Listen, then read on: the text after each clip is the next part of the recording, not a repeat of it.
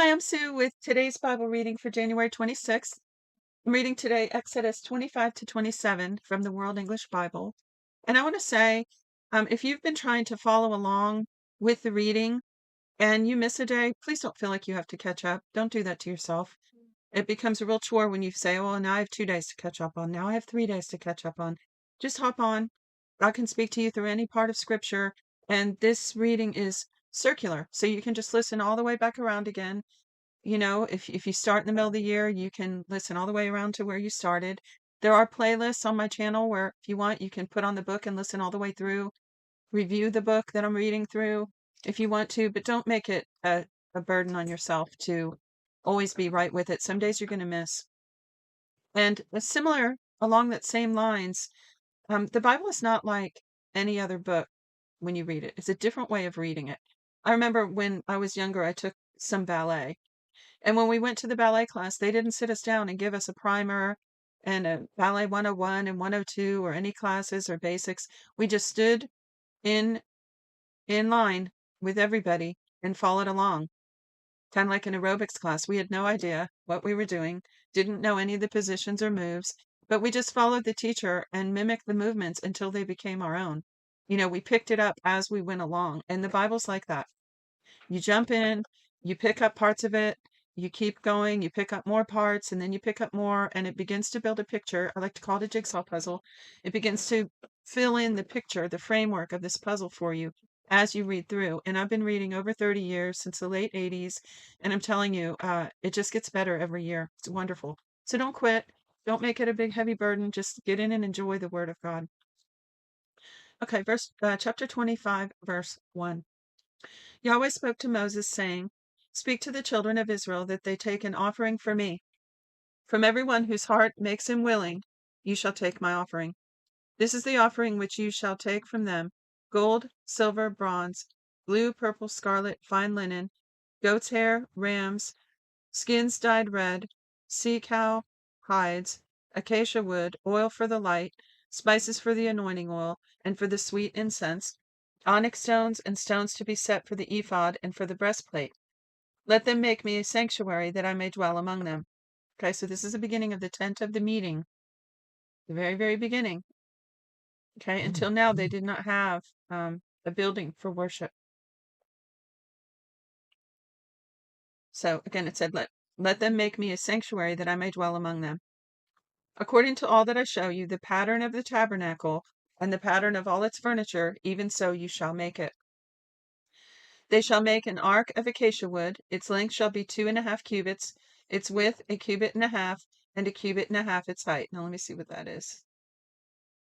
A cubit is the length from the tip of a middle finger to the elbow on a man's arm, or about 18 inches or 46 centimeters. So 18 inches for us, 1.5 feet. So it says its length shall be 2.5 cubits, its width 1.5 cubits, and 1.5 cubits its height. You shall overlay it with pure gold. You shall overlay it inside and outside, and you shall make a gold molding around it. You shall cast 4 gold rings of gold for it, and put them in its 4 feet. 2 rings shall be on the one side of it, and 2 rings on the other side of it. You shall make poles of acacia wood, and overlay them with gold. You shall put the poles into the rings on the sides of the ark to carry the ark. So it's a rectangular box. The poles shall be in the rings of the ark. They shall not be taken from it. You shall put the covenant which I shall give you into the ark. So for those that don't know, this is the Ark of the Covenant. I believe that it is made after the pattern of the one in heaven. And inside of this, he's telling him to put the covenant, which is going to be the 10 Commandments or the commandments. And later it's going to have some manna, and it will have Aaron's rod that budded. I think that's it. I think that's all that ever goes in it. Correct me if I'm wrong, but so this is a sacred ark, which has the mercy seat, which is where Jesus' blood was poured out on the heavenly mercy seat. So this is a copy. I want to be careful with my words. It's a copy of the one that's in heaven. Very important. Okay, this is sacred. This object that they're making. So he says, you shall make a mercy seat of pure gold. 2.5 cubits shall be its length, and 1.5 cubits its width. You shall make 2 cherubim of hammered gold. You shall make them at the two ends of the mercy seat. Make one cherub at the one end and one cherub at the other end. You shall make the cherubim on its two ends of one piece with the mercy seat. The cherubim shall spread out their wings upward, covering the mercy seat with their wings, with their faces toward one another. The faces of the cherubim shall be toward the mercy seat. You shall put the mercy seat on top of the ark, and in the ark you shall put the covenant that I will give you. There I will meet with you, and I will tell you from above the mercy seat, from between the two cherubim which are on the ark of the covenant, all that I command you for the children of Israel. You shall make a table of acacia wood. Its length shall be 2 cubits, and its width a cubit, and its height 1.5 cubits. You shall overlay it with pure gold, and make a gold molding around it. You shall make a rim of a hand width around it. You shall make a golden molding on its rim around it. I'm sorry, y'all. You shall make 4 rings of gold for it, and put the rings in the 4 corners that are on its 4 feet. The rings shall be close to the rim for places for the poles to carry the table. You shall make the poles of acacia wood and overlay them with gold, and that the table may be carried with them. It's funny, it repeats that instruction. I don't know why it does that in places. You shall make its dishes, its spoons, its ladles, and its bowls with which to pour out offerings. You shall make them of pure gold. You shall set bread of the presence on the table before me always. You shall make a lampstand of pure gold. The lampstand shall be made of hammered work. Its base, its shaft, its cups, its buds, and its flowers shall all be of one piece with it. There shall be 6 branches going out of its sides, 3 branches of the lampstand out of one side, and 3 of the branches of the lampstand out of its other. 3 cups made like almond blossoms in one branch, a bud and a flower, and 3 cups made like almond blossoms in the other branch, a bud and a flower. So for the 6 branches going out of the lampstand, and in the lampstand 4 cups made like almond blossoms, its buds and its flowers, and a bud under 2 branches of one piece with it, and a bud under 2 branches of one piece with it. I'm lost already with this. I was envisioning it, but now it's lost me. Their buds and their branches shall be of one piece with it, all of it one beaten work of pure gold. You shall make its lamps 7. Well, I was picturing this, a menorah, a stand, like picture, if you don't know what it is, picture a single candlestick with 3 more coming out on each side to make 7 in all, and they curve up so that there are 7 candles all in a row. You can look it up if you don't know what that is. But then they started talking about these other ones with 4 and 6 and blah, blah, and it lost me. I'd have to reread that. Okay, so but then down here again it says, you shall make its lamps 7, and they shall light its lamps to give light to the space in front of it. Its snuffers and its snuff dishes shall be of pure gold. It shall be made of a talent of pure gold. Let me see what a talent is. It's about 66 pounds or 30 kilograms or 965 troy ounces. 66 pounds of gold. Wow.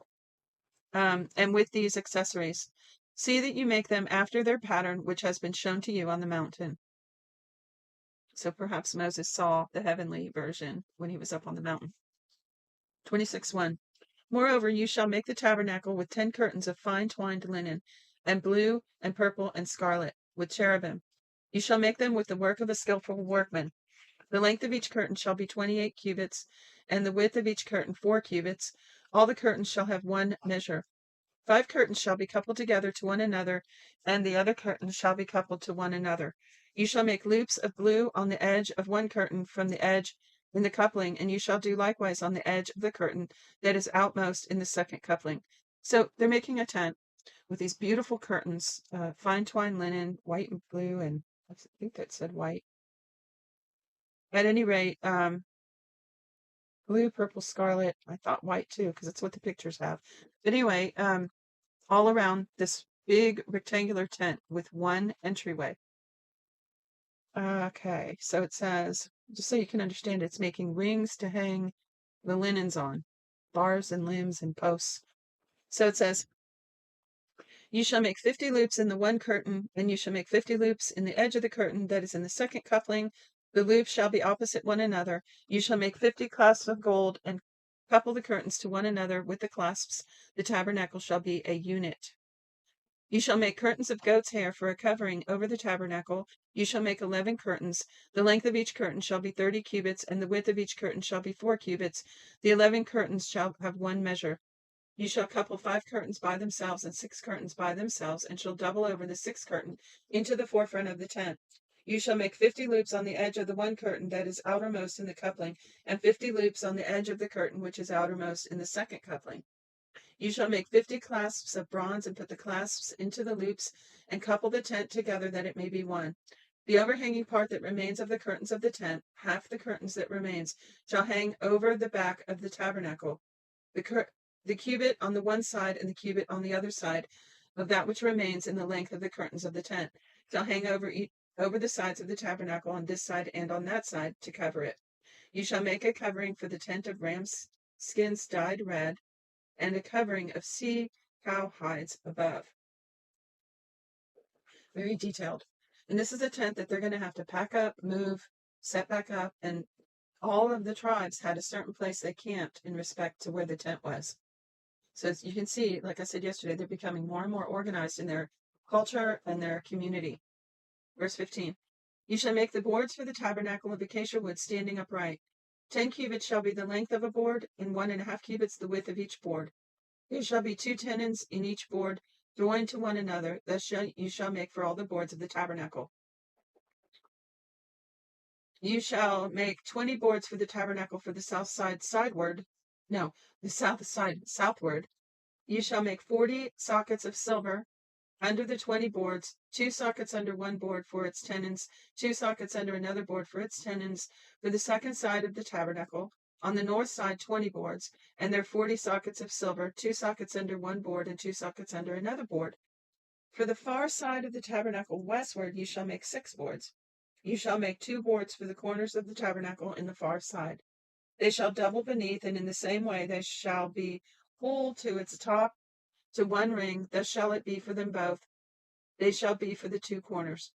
There shall be 8 boards, and their sockets of silver, 16 sockets, 2 sockets under one board, and 2 sockets under another board. Now, if you can keep track, like actually envision what he's describing and follow it all the way through, you probably have a high IQ. Higher than mine, that's for sure. Some people can do that. They can envision this much information, kind of like a long math problem, right? My brain doesn't go that far right now. But I have seen pictures, and you can look it up. Okay. You shall, and also I want to say, I definitely understand it and grasp it better now after reading it multiple years. Verse 26.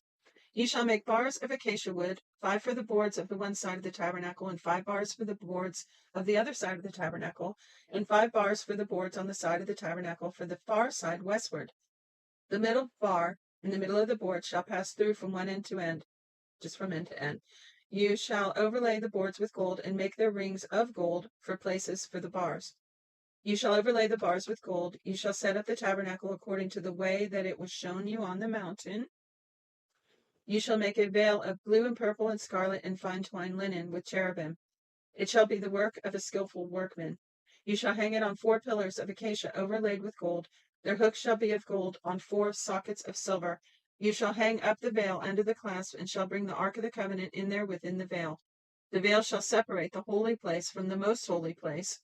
You shall put the mercy seat on the ark of the covenant in the most holy place. You shall set the table outside the veil, and the lampstand opposite the table on the side of the tabernacle toward the south. You shall put the table on the north side. You shall make a screen for the door of the tent of blue and of purple and scarlet and fine twined linen, the work of the embroiderer. So think about, remember when they left Egypt, there was a wealth transfer. So they're out here with, dripping with wealth. I mean, they left with gold, silver, but all the stuff they needed now. And maybe that's why God gave it to them, right? Definitely that's why he gave it to him. He was setting them up for this, among other reasons, probably. So it says, you shall make the altar of acacia wood 5 cubits long and 5 cubits wide. The altar shall be square. Its height shall be 3 cubits. You shall make its horns on its 4 corners. Now this is the brazen altar, I believe, where they're going to make their sacrifices. So it's big. You shall make its post to take away its ashes, and its shovels, and its basins, its meat hooks, and its fire pans. You shall make all its vessels of bronze. You shall make a grating of it, of network of bronze. And on the net you shall make 4 bronze rings in its 4 corners. You shall put it under the ledge around the altar beneath, that the net may reach halfway up the altar. You shall make poles for the altar, poles of acacia wood, and overlay them with bronze. Its poles shall be put into the rings, and the poles shall be on the 2 sides of the altar when carrying it. You shall make it hollow with planks. They shall make it as it has been shown you on the mountain. You shall make the court of the tabernacle for the south side southward. There shall be hangings for the court of fine twined linen 100 cubits long for one side. Its pillars shall be 20, and their sockets 20 of bronze. The hooks of the pillars and their fillets shall be of silver. Likewise, for the length of the north side there shall be hangings 100 cubits long, and its pillars 20, and their sockets 20 of bronze. The hooks of the pillars and their fillets of silver. For the width of the court on the west side shall be hangings of 50 cubits, their pillars 10, and their sockets 10. The width of the court on the east side eastward shall be 50 cubits. The hangings for the one side of the gate shall be 15 cubits, their pillars 3, and their sockets 3. For the other side shall be hangings of 15 cubits, their pillars 3, and their sockets 3. For the gate of the court shall be a screen of 20 cubits of blue and purple and scarlet and fine twined linen, the work of the embroiderer, their pillars 4, and their sockets 4. All the pillars of the court around shall be filleted with silver, their hooks of silver, and their sockets of bronze. The length of the court shall be 100 cubits, and the width 50 throughout, and the height 5 cubits of fine twined linen, and their sockets of bronze. All the instruments of the tabernacle in all its service, and all of its pins, and all the pins of the court shall be of bronze. You shall command the children of Israel that they bring to you pure olive oil, beaten for the light, to cause a lamp to burn continually. In the tent of meeting, outside the veil, which is before the covenant, Aaron and his sons shall keep it in order from evening to morning before Yahweh. It will be a statute forever throughout their generations on the behalf of the children of Israel. That's it for today's reading. Hope you enjoyed it. Join me for tomorrow's reading from Exodus 28 through 29. Shalom.